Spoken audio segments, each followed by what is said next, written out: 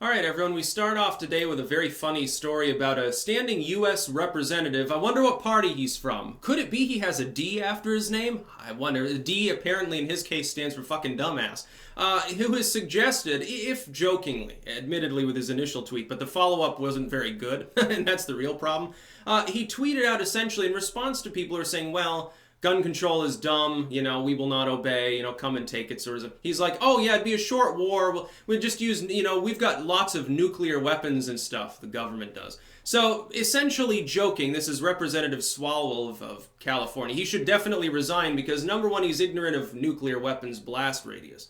Number two, he doesn't understand that killing large numbers of people for refusing an unconstitutional dictate, probably not the greatest thing to do. You ever heard of the Move bombing? Most people haven't. There was a black liberation group based in Pennsylvania back in the 70s, and they got into a standoff at one point with police, but they had some compounds. The police put a bomb on a helicopter, flew it overhead, dropped it on the compound, blew them all up, killed a bunch of kids, by the way, also destroyed the whole neighborhood, destroyed like 60 houses in the area. It wasn't very popular. They sued and they won the suit. I wonder fucking why. They got a 1.5 million or something from the police there, which means from the taxpayers. But destroyed an entire neighborhood. Crippling many people's lives in the process because of a group of people in a compound that at the time they hadn't actually been in a standoff at all. So there is unfortunately a precedent for the U.S. government or for other groups, in this case the police. I'm sure the local government gave them the go-ahead to do this, I think. If not, then that would definitely explain why they lost the suit. Unfortunately, there's a precedent for tyrannical groups dropping explosives on civilian targets. The problem being the collateral damage tends to be rather high. You wouldn't need nuclear weapons. You just use more targeted systems. The problem is even those targeted weapons will still destroy a fucking neighborhood block. So yeah, it's like, fuck property rights, fuck the Constitution, fuck all the innocent people around that'll be slaughtered. We're just going to start a civil war in the country because we can't deal with the fact that our civilians have sporting rifles. Like they're actually military weapons. The AR-15 is based topically off a military weapon. It is not select fire, and it is actually very highly regulated. Guns in this country are already difficult enough to obtain outside of straw purchases, which is the only technically legitimate expansion of gun control they can possibly make, which is universal background checks. But good luck getting Farmer John to pull a background check on Farmer Dave when he's trying to transfer his fucking shotgun. It's not going to actually happen. Criminals love gun control. They all vote Democrat for a reason. There's a reason why they wanted felons to vote in Florida. By the way, I actually support that because perpetual punishment is explicitly banned under the Constitution, except where the person could be classed as a violent lunatic under late 1700s parlance. Other than that, yeah, I actually agree with that, strangely enough. But here's the thing. If you were to attempt to confiscate everyone's guns, I know some of these people get a sadistic pleasure out of this. They're like, oh, well, the government's going to come in and force you. It's sort of rapey when you think about it, the way that they discuss it. The government will force you. They will push you down and take your guns by force, little dicked person. And it's very psychologically disturbing how these people talk. And not just about guns, dude. You go to the comment section of some of the far left individuals, especially when they're talking about people who are supposedly far right. Like the comment section, go to Progressive Voices channel. Go to the comment section on the recent video he made on me and look at the comments there and how violent some of the fantasies there are. It's like, well, you get punched. You are weak. Government will come and manhandle you and weird shit like that. It's like, you people have some weird fantasies. I think we know why so many actual rapists are like, they pretend to be like male feminists and stuff, but then they drug and rape people. I think we know there's a psychological connection between being like far left and actually being like literally like tyrannical in many ways. The government would lose such an encounter. A 100% chance. I'll tell you why. First and foremost, parts of the military would definitely defect. Might not be the majority, probably wouldn't be, but we've already got a precedent for that too. Gun control, when imposed anywhere in the United States, sometimes you get some local ordinance or state law, sheriffs will come out and say, no, we're not going to enforce it. No, I mean, yeah, it's the law. Technically speaking, I have to, but if I don't see you with the expanded magazine, I don't know it exists. I'm not going to go door to door and look, so just be quiet about it. Yeah, don't worry too much. This happens all the time, especially among sheriffs. Dude, the sheriffs of America, probably 90% of them would defect and be siding with the civilians if the government ever tried to truly confiscate everyone's guns.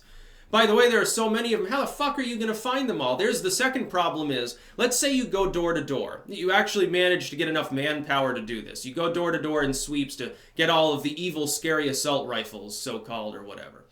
Don't you think that a lot of those weapons would mysteriously have gone missing in the time that it took Congress to pass the law? Dude, it can take them months of talk. You know, assuming that they pass it at all. Let's say they pass it. Okay, so it's been in committee and they've been talking about it. It's like, it's not hush-hush. Everyone knows, hey, there's an honest-to-goodness effort to disarm people of these weapons. You're going to find maybe a tenth of those actual weapons when you do your sweeps, because a lot of them will be under a floorboard or buried in the potato patch. Oh yeah, I just tilled up my garden. You know, during the American Revolution, confiscation was attempted by British soldiers. In order to get around it, they would plow up a field and they'd just bury the muskets and shit and the powder and everything in burlap sacks out in their fucking newly plowed field. The British never knew it. Are you going to check every fucking potato mound? Are you going to tear up every recently plowed field? Tear up everyone's floorboards, check the attics, check the backs of the cupboards. You're going to check in their basement. You're going to sweep literally the whole home. Not just like, hey, look around, hey, I don't see any guns and leave, but literally tear it all apart like SWAT team style. You're going to have to do this in rural areas. Yeah, literally, you do realize that they have vacuum sealing mechanisms where you could take a gun, oil it up, prepare it and everything, stash your ammo and everything. You can literally use a vacuum sealing system and drop it in the bottom of a fucking pond. You just attach a line to it, put it under a rock so you don't forget about it, so you can grab it and haul it up when the troops are gone. You're never going to find the weapons of those that actually would ever intend to use them, and a lot of these people would definitely react violently. You do realize how many combat veterans are in the country, correct? You think all those veterans from, even fucking Korea in some cases, trust me, some of those old dudes are tough. Vietnam, the fucking Gulf War, Persian Gulf, Iraq and Afghanistan, and people that in the 80s were wandering around in Central America, people who have been in actual combat, trust me, those fresh-faced reserves who have never been in combat would very quickly be very, very afraid when they show up at Vietnam dude's house and they find out that he still knows how to make explosives out of a fucking tuna can.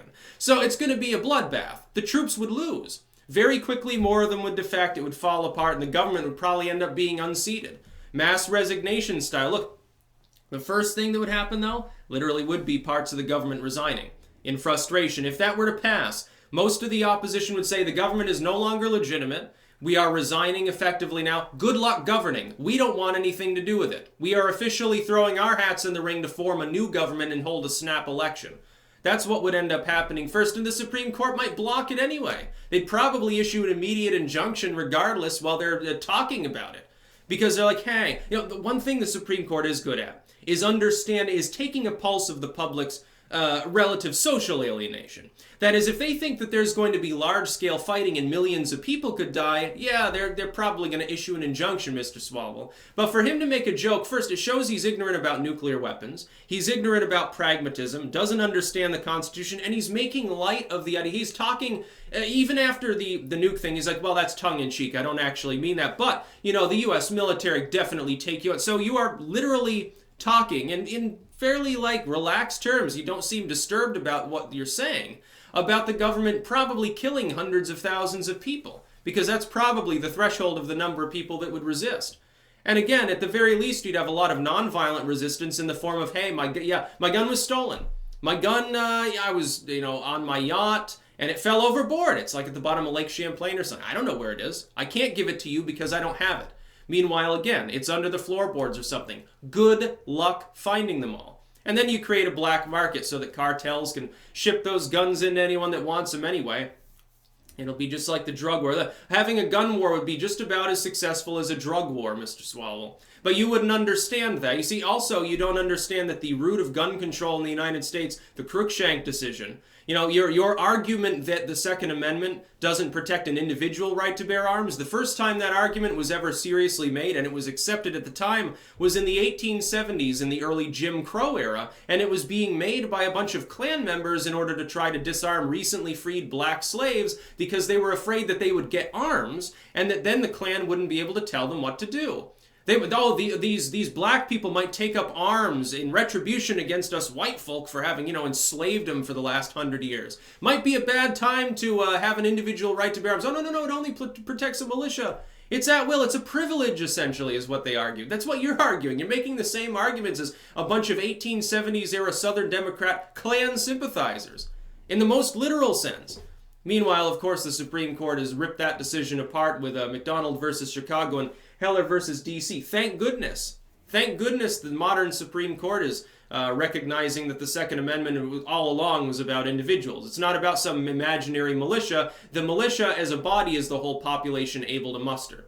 That's literally what it means at the time. It has nothing to do with the military or police or anything. If it did only mean the military, then the police would be illegal.